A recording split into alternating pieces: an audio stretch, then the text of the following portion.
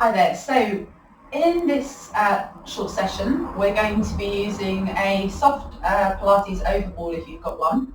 If you've got a different soft ball, that's fine to use.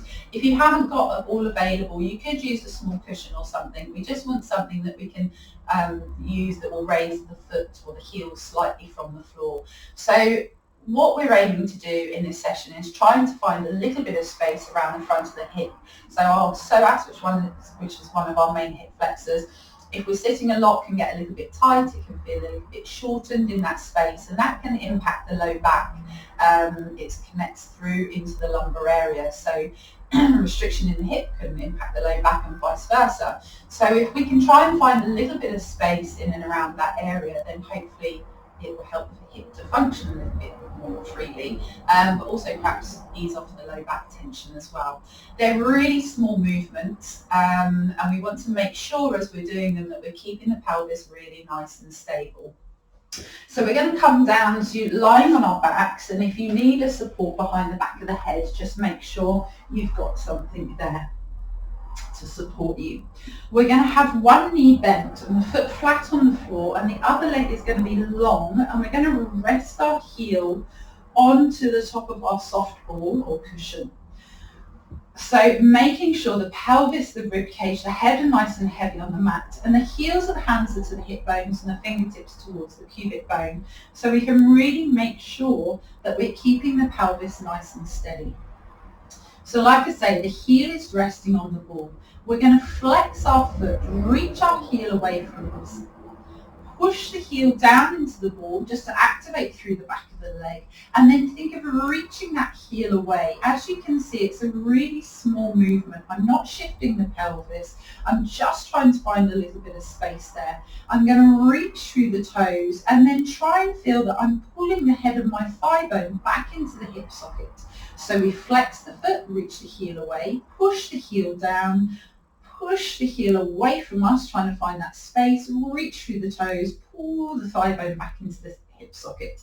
So I flex the foot, push the heel down, push the heel away, reach through the toes, pull the thigh bone back into the hip socket. Again, being really mindful that I'm not shifting the pelvis. Flex the foot, push the heel down, push the heel away, reach through the toes, pull the thigh bone back into the hip socket. A couple more here. Flex the foot, push the heel down, push the heel away, reach through the toes, pull the thigh bone back into the hip socket. Again, flex the foot, push the heel down, push the heel away, reach through the toes, pull the thigh bone back in. On this next one, we're going to flex the foot, push the heel down, push the heel away, reach through the toes, keep the toes reaching. Now we're going to try and turn the thigh bone in the hip socket, again keeping the pelvis steady, little rotation, internal, external rotation. Make sure that the foot doesn't roll off the ball, just to encourage a little bit more mobility there.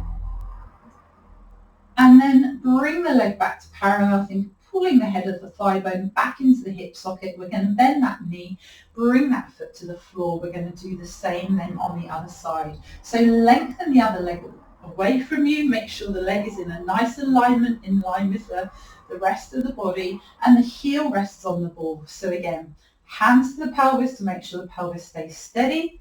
We flex the foot, pull the toes back towards you, push down through the heel, push the heel away from you, try and find that space, reach through the toes, pull the thigh bone back into the hip socket. So we flex the foot, push the heel down, push the heel away, reach through the toes, pull the thigh bone back into the hip socket. Again, flex the foot, push the heel down, push the heel away, reach through the toes, pull the thigh bone back into the hip socket. Again, flex the foot, push the heel down, micro movements, push the heel away, reach through the toes, pull the thigh bone back into the hip socket. You might feel that it's really quite different one side to the other, so it might just give you a little bit of an indication as to whether you're a little bit more restricted in one hip or the other. So just being aware of that as well as you work. Push the heel down, push it away, reach through the toes, pull the thigh bone back into the hip socket. One more there.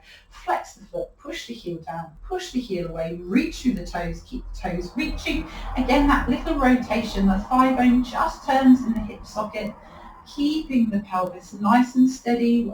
You're not rocking there, so it's that disassociation really of the thigh bone in the hip socket, one moving independently from the other.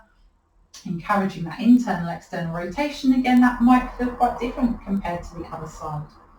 And then still the leg, think of pulling that thigh bone back into the hip socket, bend the knee, bring the foot back down, bring the arms down by your sides, just to find a little bit of balance between the two sides of the body. If it's comfortable for you, we can just take it into a pelvic tilt, peel the spine away, come up into a spine curl. Think of reaching the knees away, just see how that feels for you. And as you breathe out, just release the spine all the way back down. So you might feel that you've got a little bit more range of movement there. You can maybe open the hips a little bit more. Maybe you've got a little bit more activation in behind the back of the legs as well. So if something is restricted, it's going to reduce perhaps the capacity of how much the muscles on the opposite side of that area can work.